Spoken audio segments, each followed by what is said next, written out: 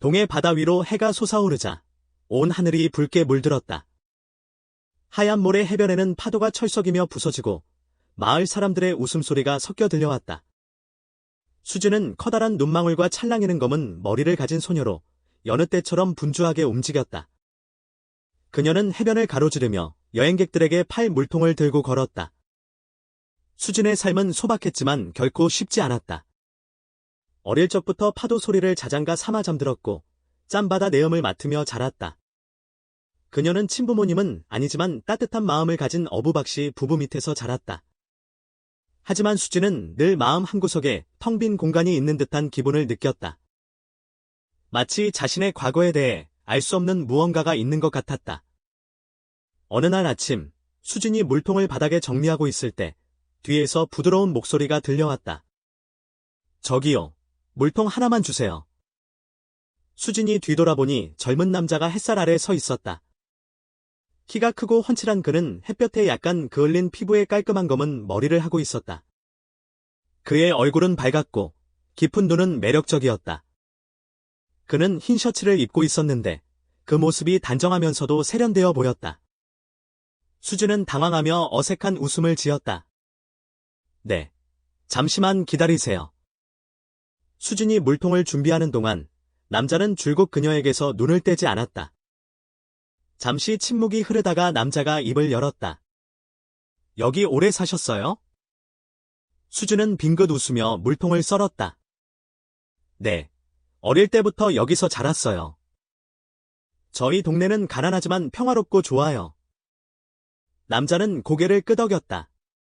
아, 저는 민준이라고 해요. 서울에서 여행 왔어요. 오늘 처음 이 마을에 왔는데 이렇게 예쁜 아가씨가 물통을 팔고 있을 줄은 몰랐네요. 수지는 얼굴이 살짝 붉어지며 민준의 시선을 피했다. 아이, 뭘 그렇게 과장하세요? 민준은 가볍게 웃으며 더 이상 아무 말도 하지 않았다. 계산을 마친 그는 물통을 들고 걸어갔지만 한 번 더 수진을 돌아보았다. 저녁 무렵. 수진이 해변가에 서서 바다와 하늘이 맞닿은 수평선을 바라보고 있을 때 민준이 다시 나타났다. 이번에는 그가 먼저 말을 걸어왔다.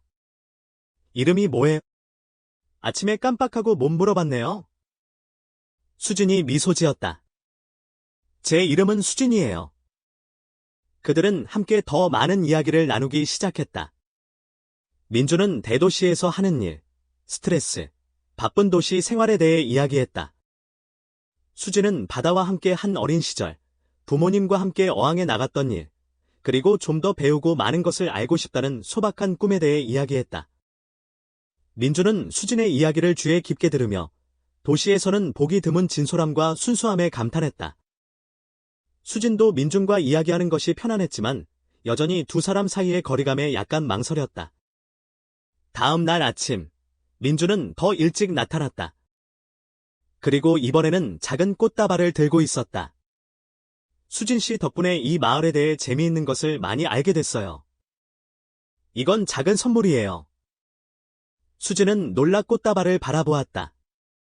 보라색 야생화가 든 그 꽃다발을 보며 가슴이 두근거렸다.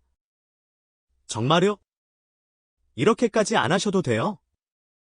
민준은 웃으며 말했다. 주고 싶었어요. 그리고 마을 구경도 같이 하고 싶은데 괜찮을까요? 수진은 망설였지만 결국 고개를 끄덕였다. 두 사람은 해변의 하얀 모래길을 따라 걸으며 야자수 잎으로 만든 예쁜 집들을 구경하고 부드러운 파도 소리를 들었다. 민준은 이야기를 나누면 나눌수록 수진에게 더 끌렸다. 수진의 아름다운 모습뿐 아니라 어려운 환경 속에서도 순수함을 잃지 않고 밝게 살아가는 모습에 감탄했다. 수진 또한 민준과 이야기하면서 편안함을 느꼈지만 민준이 사는 도시 생활에 대해 약간의 걱정도 있었다. 어느 날 밤, 민준이 바닷가에 앉아 달빛이 바다에 비치는 모습을 보고 있을 때 수진이 약간 수줍은 듯한 모습으로 다가왔다. 왜 아직도 여기 계세요? 빨리 들어가서 쉬셔야죠. 민준은 따뜻한 눈빛으로 미소 지었다. 아직 당신에게 다 말하지 못했거든요. 수진 씨, 혹시 운명을 믿으세요? 처음 당신을 봤을 때 뭔가 특별한 느낌을 받았어요. 수지는 놀라 심장이 멎는 듯한 기분을 느꼈다. 그녀는 고개를 숙이며 어색하게 말했다. 그렇게 말하면 다른 여자들한테도 그렇게 말할 거 아니에요? 민주는 고개를 저으며 진지하게 말했다. 아니에요. 이런 감정은 처음이에요. 수진 씨에 대해 더 많이 알고 싶고 당신의 삶을 이해하고 싶어요. 그리고 당신과 함께 더 오랫동안 있고 싶어요. 수진은 침묵했다. 그녀의 가슴은 두려움과 기쁨 사이에서 혼란스러웠다. 이전에는 외부 세계에서 온 사람들과 거리를 두었지만 민준에게서는 진심과 따뜻함을 느꼈다. 그날 밤, 그들은 달빛 아래서 파도 소리를 들으며 서로에게 더욱 가까워졌다. 마치 바다와 하늘이 그들의 사랑을 증명이라도 하는 듯했다. 그 후 며칠 동안 민준과 수지는 더 자주 만났다. 민준은 더 이상 마을을 방문한 단순한 여행객이 아니었고 해변가를 따라 자란 야자수 아래 친숙한 사람이 되었다. 그는 서슴없이 소매를 걷어붙이고 수진이 물을 깃는 것을 도와주고 작은 가게를 정리하는 것을 함께했다. 처음에는 어색해했지만 수진은 민준의 진심과 따뜻함에 점차 마음을 열었다. 저녁마다 그들은 해변가에 앉아 석양을 바라보았다.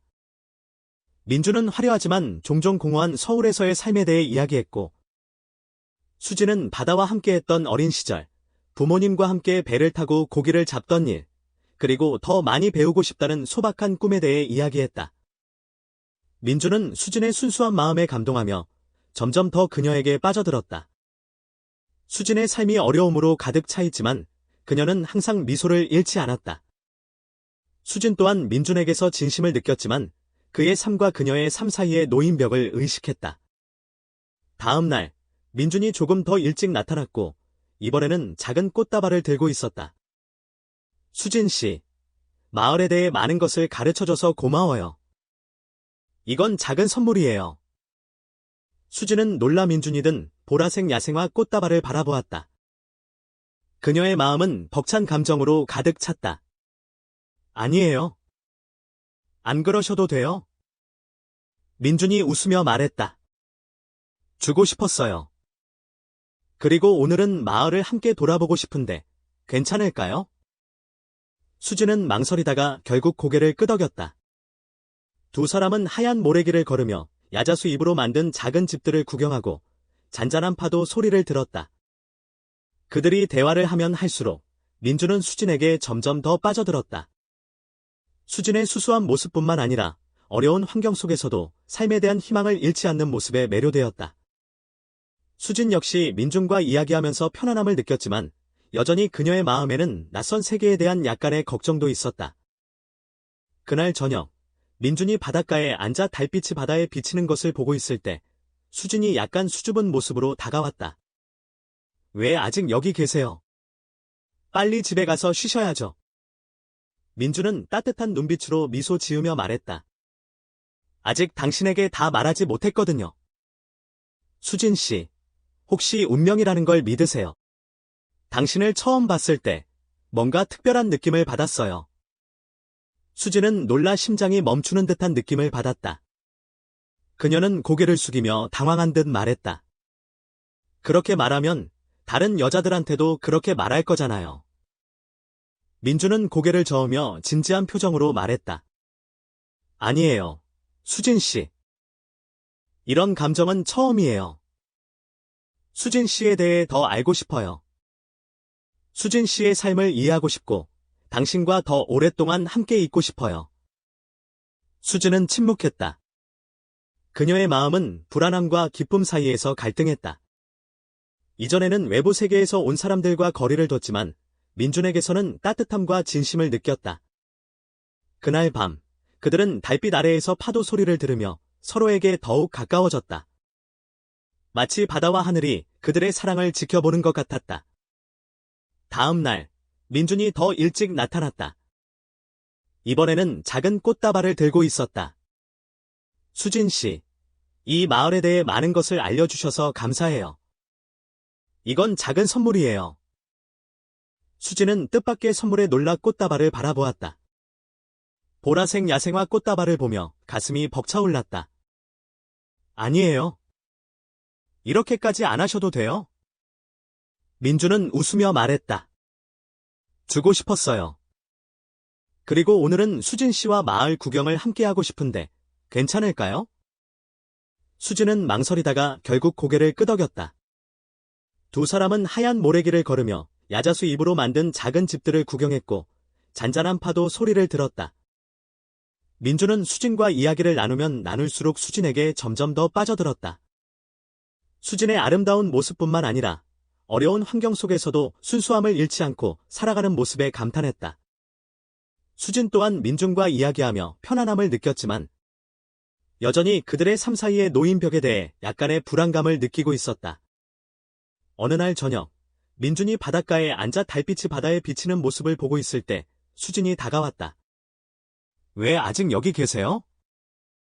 빨리 집에 가서 쉬세요. 민준은 따뜻한 눈빛으로 웃으며 말했다. 아직 당신에게 다 말하지 못했거든요. 수진 씨, 운명을 믿으세요. 당신을 처음 봤을 때 뭔가 특별한 느낌을 받았어요. 수진은 놀라서 심장이 멈추는 듯한 느낌을 받았다. 그녀는 고개를 숙이며 어색하게 말했다. 다른 여자들에게도 그렇게 말하는 거 아니에요? 민주는 고개를 저으며 진지하게 말했다. 아니에요. 이런 감정은 처음이에요. 당신을 더 알고 싶어요. 수진 씨, 당신의 삶을 이해하고 싶고 당신과 더 오랫동안 있고 싶어요. 수진은 침묵했다. 불안과 행복 사이에서 그녀의 마음은 혼란스러웠다. 이전에는 외부 세계에서 온 사람들과 거리를 두었지만 민준에게서는 진심과 따뜻함을 느꼈다. 그날 밤, 그들은 달빛 아래서 파도 소리를 들으며 서로에게 더 가까워졌다. 마치 바다와 하늘이 그들의 사랑을 축복하는 듯했다. 그 후로 며칠 동안 민준과 수진은 더 자주 만났다. 민준은 더 이상 관광객이 아니었고 수진을 만나러 오는 사람이 되었다. 그는 기꺼이 소매를 걷고 수진의 일손을 도왔다. 수진은 처음에는 부끄러워했지만 시간이 지날수록 민준의 진심에 점차 마음을 열었다. 저녁이면 그들은 해변에 앉아 함께 석양을 바라보았고 민준은 도시의 번잡한 삶에 대해 이야기했고 수진은 고된 일상과 억눌린 꿈에 대해 이야기했다. 여기 삶이 좋아요. 도시보다 훨씬 평화로워요. 민준이 말했다. 수진은 부드럽지만 겸손한 목소리로 말했다. 그렇게 보일 수도 있겠죠? 하지만 여기 생활도 쉬운 것만은 아니에요. 바다가 거칠어지면 배를 띄울 수도 없거든요. 수입이 한 달 동안 없을 수도 있고요. 민준은 수진을 바라보며 존경의 눈빛을 보냈다. 그는 수진처럼 작고 여린 소녀가 어떻게 그렇게 강하고 용감할 수 있는지 궁금했다. 어느 날 오후, 그들이 바닷가 바위 위에 앉아 있을 때 민준이 갑자기 말했다. 수진 씨, 만약 내가 서울로 함께 가자고 하면 어떻게 하실래요? 수진은 깜짝 놀라 손을 꽉 쥐었다. 그녀는 고개를 돌려 민준의 눈빛을 피했다. 저는 도시 생활에 익숙하지 않아요. 여기는 너무 달라요. 민준은 미소를 지으며 단호하게 말했다. 괜찮아요. 내가 옆에서 도와줄 거예요. 내가 잘 보살펴줄게요. 수진은 아무 말도 하지 못했다. 그녀의 심장이 빠르게 뛰었다. 민준의 제안은 그녀를 기쁘게 하는 동시에 불안하게 만들었다. 수진에게 서울은 낯설고 혼란스러운 세계였다. 수많은 사람들 속에서 그녀는 길을 잃을까봐 두려웠다. 시간이 좀 필요해요. 수진은 고개를 숙이며 작은 목소리로 말했다. 그녀는 말로 표현하면 민준의 제안을 거절할 수 없다는 것을 알고 있었다. 그날 밤, 수진은 잠자리에 들었지만 잠을 이루지 못했다. 바다 소리는 여전히 들렸지만 그녀의 마음은 폭풍우 속에 있는 듯했다. 수진의 양어머니인 박 여사는 딸의 혼란스러운 표정을 눈치챘다. 박 여사는 수진 옆에 앉아 부드럽게 물었다. 무슨 일 있니? 수진은 잠시 침묵한 뒤 고개를 끄덕였다. 엄마, 만약 제가 이 마을을 떠난다면 슬퍼하실 거예요. 박 여사는 놀랐지만 곧 미소를 지으며 수진의 머리를 쓰다듬었다. 우리 딸이 벌써 이렇게 컸네? 내 행복을 찾아 떠나야지. 엄마는 내가 더 좋은 삶을 살 수 있기만을 바란다. 하지만 엄마, 저는 무서워요. 이곳을 떠나면 길을 잃을까봐 두려워요. 박 여사는 수진의 손을 잡고 침착하게 말했다. 수진아, 내가 어디를 가든 엄마는 항상 내 엄마야. 우리 집은 언제든지 내가 돌아올 수 있는 곳이고. 너무 걱정하지 마라. 박 여사의 말에 수진은 마음이 따뜻해지는 것을 느꼈다. 그녀는 어떤 일이 있어도 양부모는 항상 자신을 사랑하고 지지해줄 것이라는 것을 깨달았다. 다음 날, 민주는 들뜬 표정으로 수진을 찾아왔다. 주말에 서울로 돌아가야 해요. 수진 씨도 함께 가고 싶은데. 괜찮을까요? 수진은 민준을 바라보았다. 그의 눈은 희망으로 가득 차 있었다. 잠시 망설임 끝에 그녀는 고개를 살짝 끄덕였다. 갈게요. 민준의 미소는 바다에서 떠오르는 태양처럼 빛났다. 수진과 민준을 태운 버스가 새벽녘에 마을을 떠나 서울로 향했다. 수진은 민준 옆에 앉아 창밖을 바라보았다. 푸른 초원이 점점 멀어지는 가운데 그녀는 민준이 자신의 손을 잡은 것을 느꼈다. 민준의 손에서 따뜻함과 안정감이 전해졌다. 가는 길에 민준은 그의 가족, 재산이 많은 그의 가족에 대해 이야기했다. 그의 아버지는 유명한 사업가이고 어머니는 강하고 엄격한 여성이었다. 어머니가 조금 까다로울 수도 있지만 분명히 당신을 이해하고 받아들여 줄 거라고 생각해요. 수진이 걱정하는 모습을 보며 민준이 안심시키려 말했다. 수진은 고개를 끄덕이며 모든 일이 잘 되기를 속으로 바랐다. 서울에 도착하자 수진은 번잡하고 시끄러운 도시의 모습에 압도당했다. 높은 건물, 꽉 막힌 도로, 그리고 화려한 조명은 그녀를 자꾸 외로운 존재로 만들었다. 민준은 수진의 손을 잡고 그의 대저택으로 안내했다. 문이 열리고 민준의 어머니인 박 여사가 거실에서 기다리고 있었다. 그녀는 푸른 비단 한복을 입고 있었고 머리는 높이 올려 묶고 날카로운 눈매를 하고 있었다. 안녕하세요. 수진은 박 여사에게 조심스럽게 인사를 했고 마음속으로 불안함을 느꼈다. 박 여사는 수진을 위아래로 훑어보았다. 그녀의 시선은 차가웠지만 아무런 감정도 드러내지 않았다. 수진이라고 했나? 민준에게 이야기를 많이 들었어. 앉으렴. 수진은 소파에 앉았고 그녀의 손바닥에는 땀이 흥건했다. 어색한 분위기 속에서 저녁 식사가 시작되었다. 민준은 재미있는 이야기를 하며 분위기를 풀어보려고 했지만 박 여사의 눈은 수진의 팔에 있는 붉은 점에 고정되어 있었다. 그 붉은 점은 어릴 때부터 있었니? 박 여사가 차가운 목소리로 물었다. 수진은 깜짝 놀라 팔을 내려다보았다. 그녀는 고개를 끄덕이며 말했다. 네, 어머니께서 어릴 때부터 있었대요. 박 여사의 눈이 잠시 떨렸고 그녀의 눈은 놀라움과 의심으로 가득 차 있었다. 그러나 그녀는 재빨리 감정을 숨기고 아무 일도 없었던 듯 식사를 계속했다.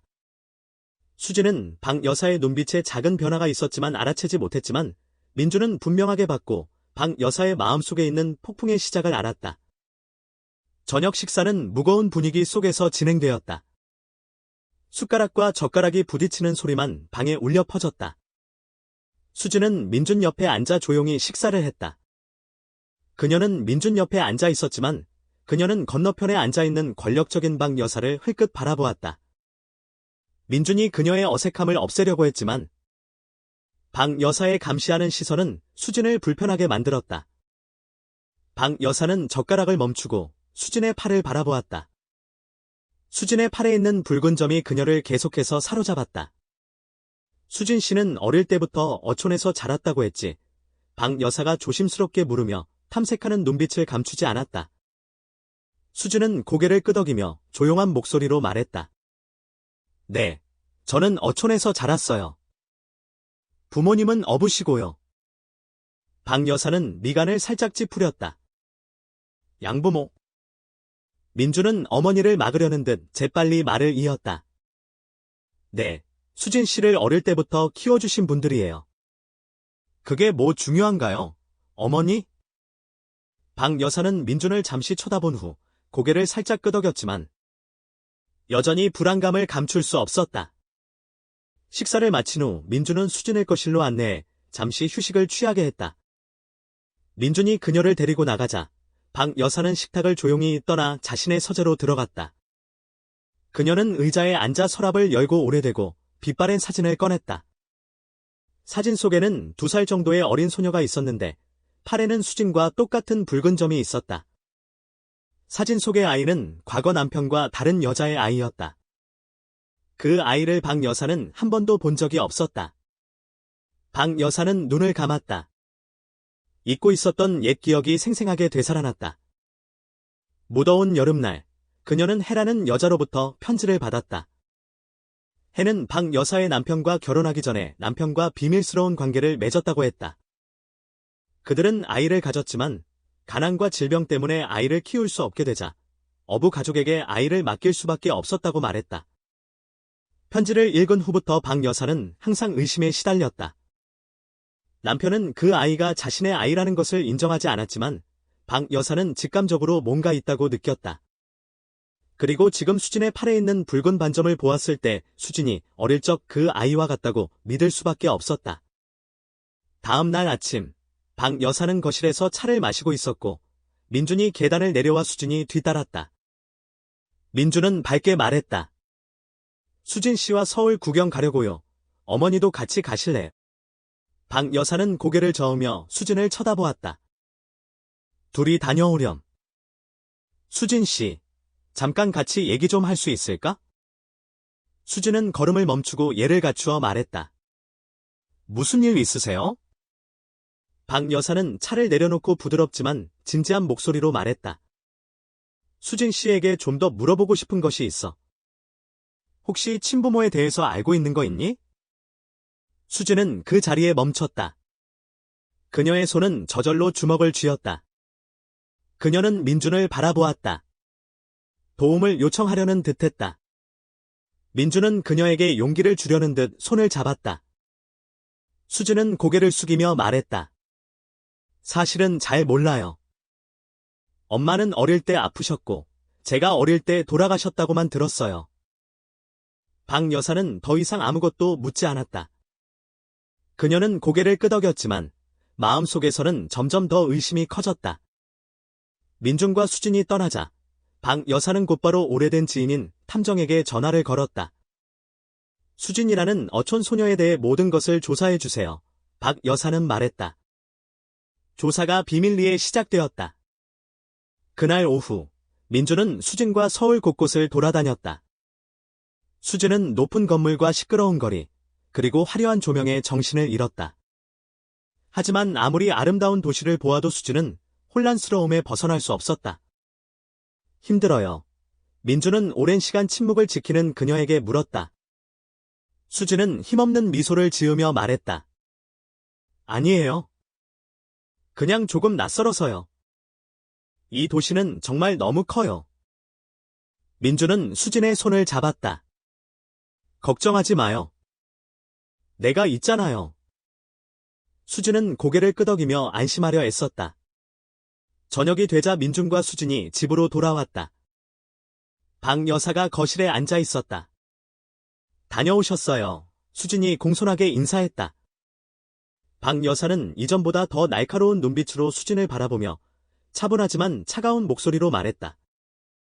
수진 씨, 따로 할 이야기가 있어서요. 잠깐 앉아볼래요?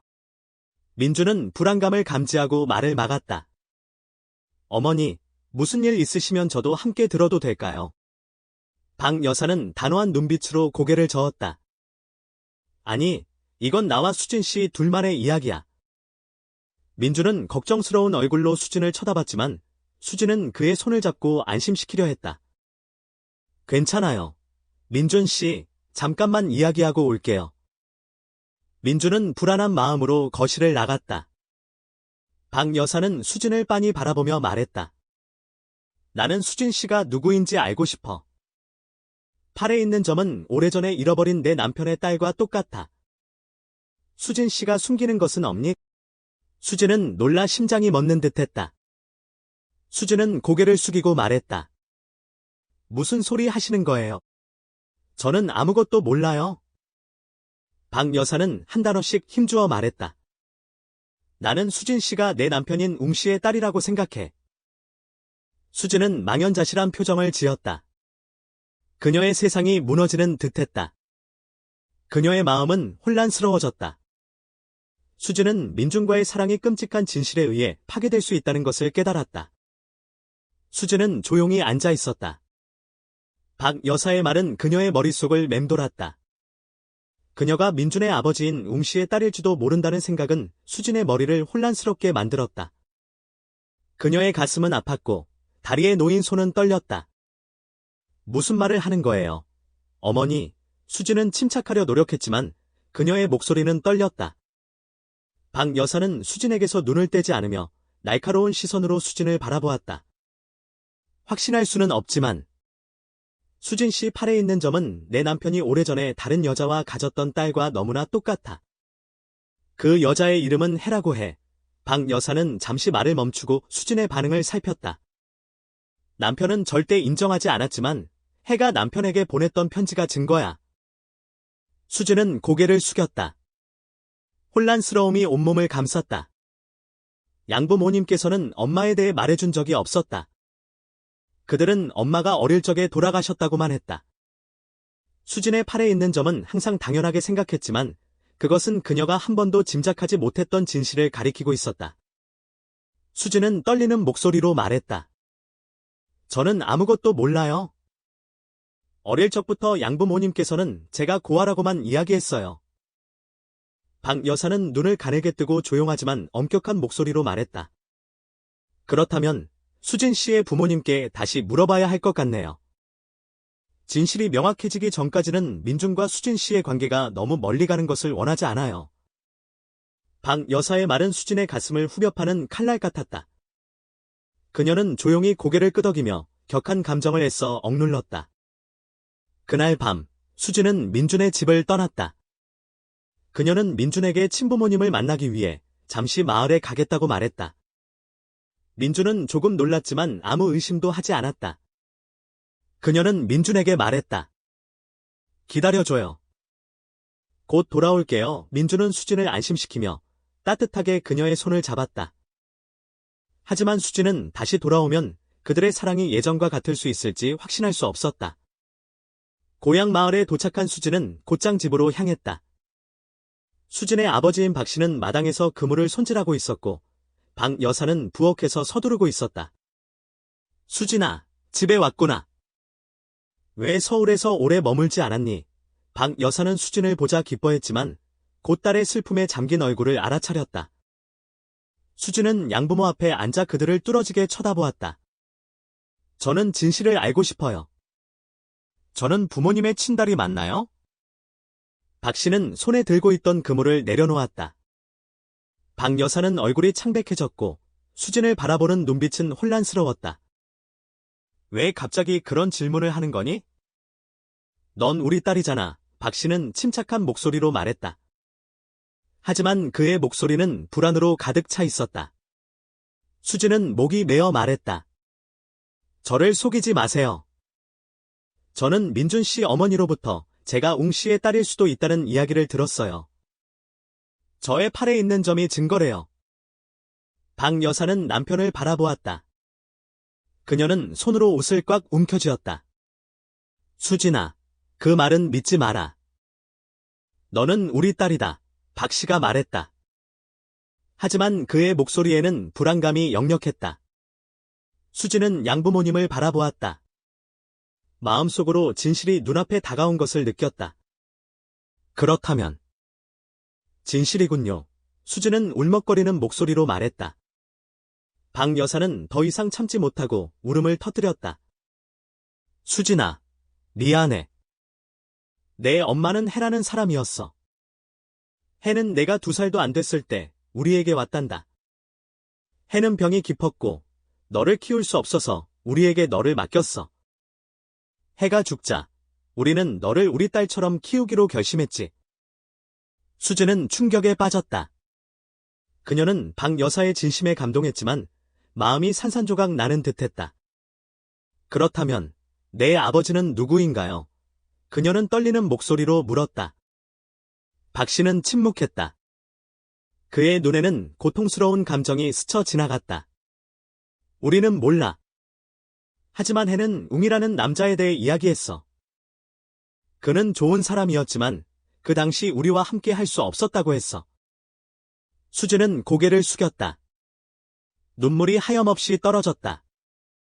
그날 밤, 수지는 바닷가에 혼자 앉아 파도 소리를 들었다. 그녀의 마음은 혼란스러웠다. 만약 웅씨가 정말 그녀의 친아버지라면 그 말은 민준이 이복 형제라는 것을 의미했다. 그들의 사랑은 해서는 안 될 사랑일까? 수지는 하늘을 올려다보며 한숨을 쉬었다. 그녀는 무력감을 느꼈다. 다음 날, 수지는 짐을 정리하고 민준에게 편지를 남겼다. 미안해요. 민준 씨 진실을 알기 전까지는 우리는 함께할 수 없어요. 시간을 주세요. 나를 찾지 마세요. 잊어줘요. 민준은 저녁 늦게 편지를 받고 심장이 멎는 듯한 느낌을 받았다. 그는 곧바로 수진에게 전화를 걸었지만 연결되지 않았다. 박 여사가 그의 뒤에서 그를 쳐다봤다. 그녀의 눈은 슬픔으로 가득 차 있었다. 민준아, 가끔은 포기가 최선일 수 있어. 그러나 민준은 그렇게 생각하지 않았다. 수진에 대한 그의 사랑은 그 무엇보다 강렬했다. 수진이 그의 여동생이든 누구이든 그는 그녀를 놓을 수 없었다. 아니에요. 저는 포기할 수 없어요. 진실을 찾을 거예요. 박 여사는 한숨을 쉬었다. 진정한 폭풍은 이제 막 시작되었음을 알고 있었다. 민준은 거실에 앉아 수진이 남긴 편지를 바라보았다. 그녀의 글은 급하게 쓰여 있었지만 그녀의 고통이 느껴졌다. 난생 처음으로 민준은 무력감과 공허함을 느꼈다. 밖에선 비가 내렸고 빗방울은 창문을 타고 흘러내렸다. 마치 민준의 마음을 반영하는 듯했다. 박 여사는 방문 앞에서 아들을 지켜보았다. 그녀의 마음은 아팠지만 그녀는 민준이 수진에게 느끼는 감정을 부정할 수 없었다. 수진에 대한 의심은 여전했지만 그녀는 아들이 고통스러워하는 것을 보는 것을 원치 않았다. 어머니, 혹시 수진 씨가 제 여동생이라고 생각하세요? 민준은 가라앉은 목소리로 물었다. 박 여사는 방으로 들어가 민준을 마주보고 앉았다. 그녀는 아들의 어깨에 손을 얹고 부드럽게 말했다. 민준아, 나는 내가 상처받는 것을 원하지 않아. 우리가 의심하는 것이 사실이라면 너와 수진 씨는 함께할 수 없어. 민준은 손에 편지를 꽉 쥐었다. 그의 눈은 붉어졌지만 그의 목소리는 단호했다. 저는 포기할 수 없어요.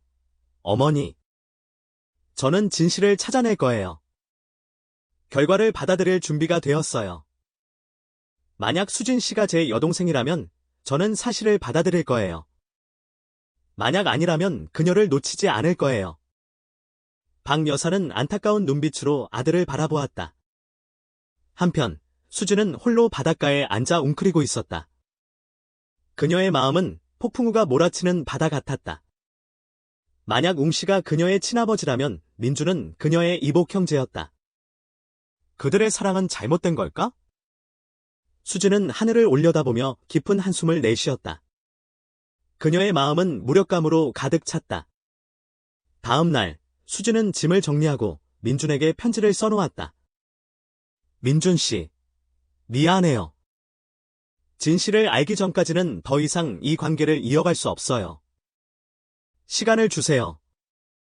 저를 찾지 말아주세요. 그리고 저를 잊어주세요. 민준은 저녁 늦게 편지를 받고 심장이 멎는 듯한 느낌을 받았다. 그는 곧장 수진에게 전화를 걸었지만 연결되지 않았다. 박 여사는 슬픈 눈으로 아들을 바라봤다.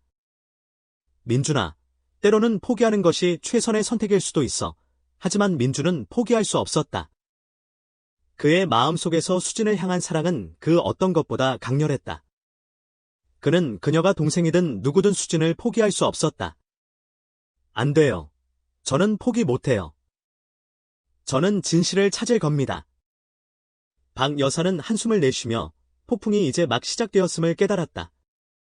민준은 침묵한 채 거실에 앉아 수진이 남긴 편지를 바라보았다. 떨리는 손으로 편지를 쓰던 수진의 모습이 눈에 선했다. 민주는 수진이 남긴 편지를 바라보았다.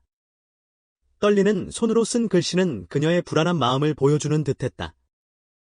밖에서는 빗소리가 귓가를 맴돌았다. 민주는 그녀가 다시 돌아오기만을 간절히 기도했다. 한편 수진은 고향 집에서 밤을 지새웠다. 잠을 이루지 못하는 수진은 양부모님께 모든 것을 털어놓기로 했다. 수진은 양어머니께 물었다.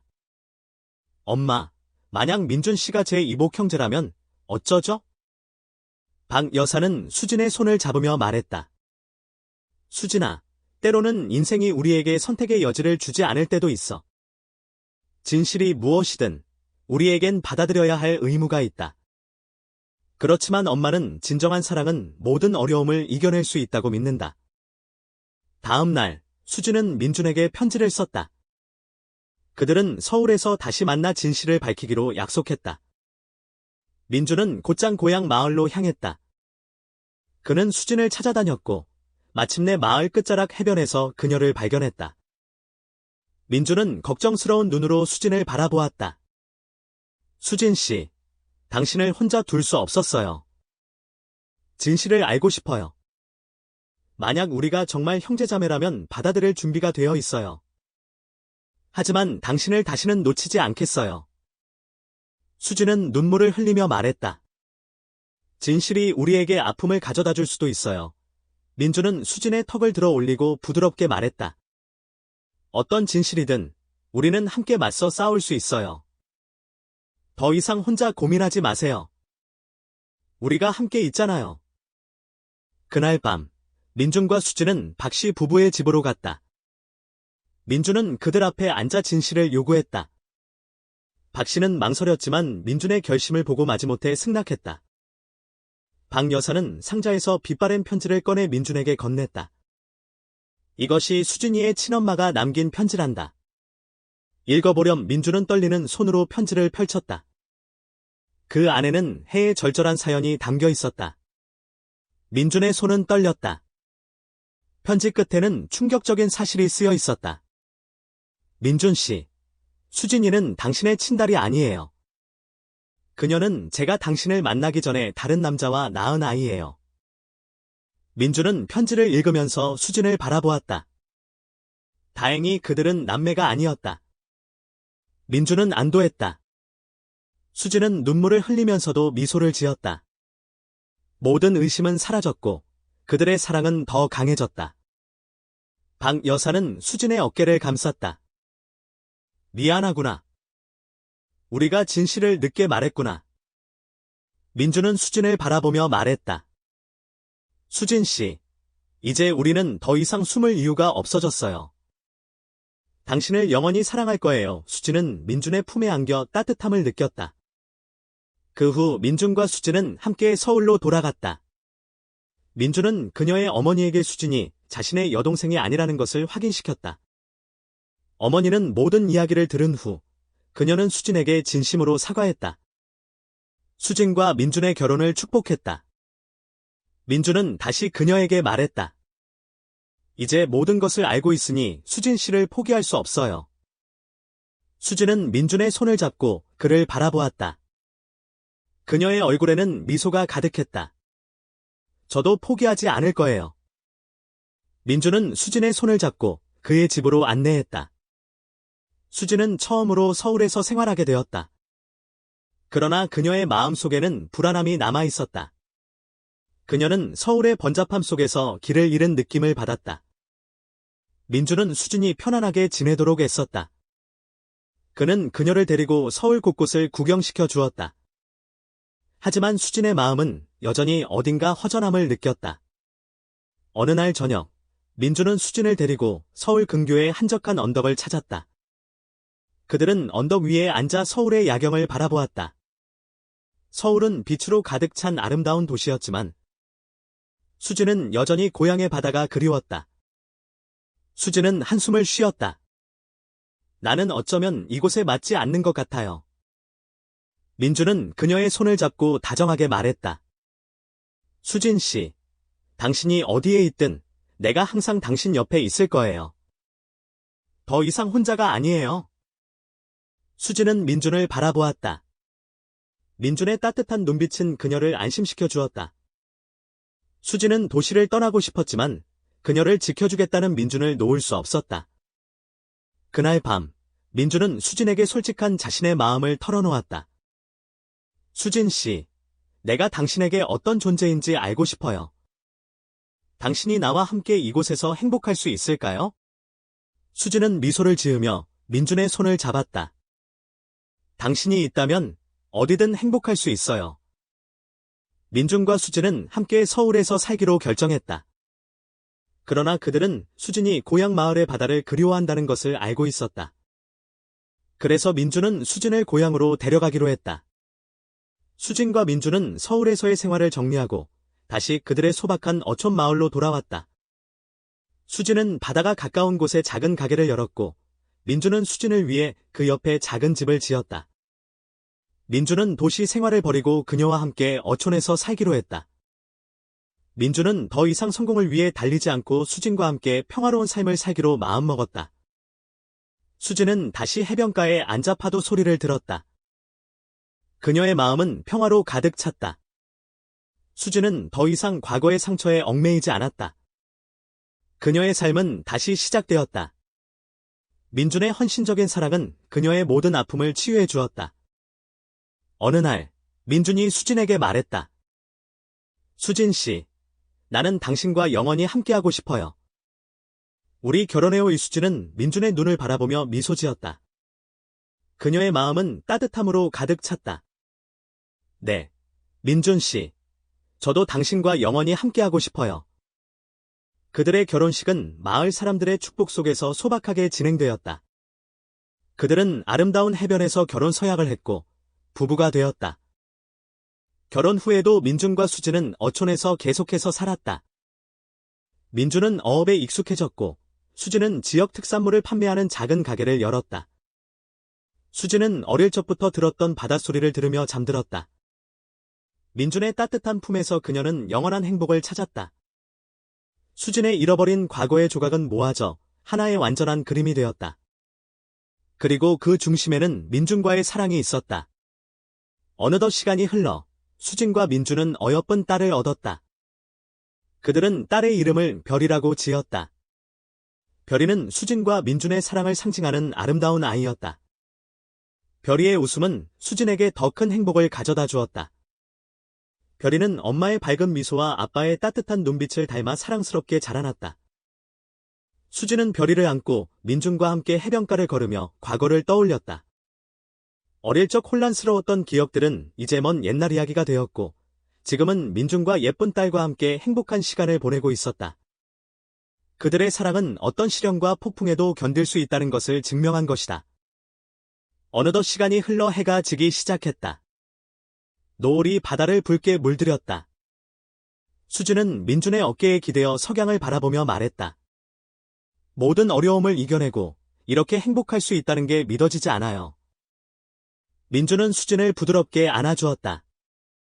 당신이 있었기에 모든 것을 이겨낼 수 있었어요. 당신을 만나지 못했다면 나는 아직도 도시에서 공허한 삶을 살고 있었을 거예요. 수진과 민준은 서로를 껴안고 바닷가에 앉아 석양을 바라보았다. 그들의 마음속에는 영원히 잊히지 않을 소중한 추억들이 새겨져 있었다. 그들은 사랑이 모든 것을 이겨낼 수 있다는 것을 깨달았다. 그리고 그들의 사랑은 영원히 지속될 것이라는 것을 믿었다. 수진은 민준의 품에 안겨 세상에서 가장 행복한 사람이 되었다. 어느덧 밤이 찾아왔고 수진과 민준은 집으로 돌아왔다. 별이는 이미 잠자리에 들었고 수진은 작은 책을 읽어주며 민준을 기다렸다. 민준은 수진을 바라보며 미소 지었다. 나는 당신과 함께해서 너무 행복해요. 수진은 민준의 어깨에 기대어 속삭였다. 나도 당신과 함께라서 너무 행복해요. 당신을 만난 건 내 인생에서 가장 큰 행운이에요. 그날 밤 수진과 민준은 별을 보며 앞으로도 영원히 행복할 것을 약속했다. 그들은 힘든 여정을 거쳐 진정한 사랑을 찾았고 그 사랑은 영원히 변치 않을 것이다. 수진은 밤하늘을 올려다보며 작은 별들이 반짝이는 것을 보았다. 그 별들은 마치 수진과 민준의 사랑을 축복하는 것처럼 아름답게 빛나고 있었다. 수지는 민준의 손을 잡고 영원히 함께할 것을 다짐했다. 수지는 민준의 어깨에 기대어 영원한 사랑과 행복을 꿈꾸며 잠이 들었다. 그들의 삶은 이제 사랑과 평화로 가득 차 있었다. 세월이 흘러 별이는 어느덧 어여쁜 소녀가 되었다. 별이는 부모님처럼 따뜻하고 아름다운 마음을 가진 아이였다. 민준은 수진에게 말했다. 우리 딸이 엄마를 닮아 아름답고 따뜻하게 자랐네요. 수진은 민준의 품에 안겨 미소 지으며 말했다. 당신을 만나 이렇게 예쁜 딸을 갖게 된 건 정말 행운이에요. 수진과 민준은 별이와 함께 바닷가를 거닐었다. 그들의 발자국은 하얀 모래 위에 깊게 새겨졌고 파도는 그들의 발자국을 지우지 않고 그대로 두었다. 민준과 수진의 삶은 이제 평온함과 행복으로 가득했다. 그들은 과거의 모든 고통과 아픔을 극복했고 그들의 사랑은 영원히 빛날 것이다. 수진은 민준과 함께 그들의 오랜 집에서 노년을 맞이했다. 흰머리가 희끗희끗해진 노부부는 여전히 서로에게 다정했다. 그들의 손은 여전히 따뜻하게 맞잡고 있었다. 수진은 민준을 바라보며 미소 지었다. 당신과 함께 한 시간들이 너무 소중했어요. 민준은 수진의 손을 잡고 따뜻하게 미소 지었다. 나도 그래요. 당신과 함께여서 영원히 행복했어요. 바닷가에서 수진과 민준은 평화로운 여생을 보냈다. 그들의 사랑은 영원히 변치 않았고 그들의 삶은 아름다운 이야기가 되었다. 민준과 수진의 삶은 그들의 사랑처럼 아름답게 끝났다.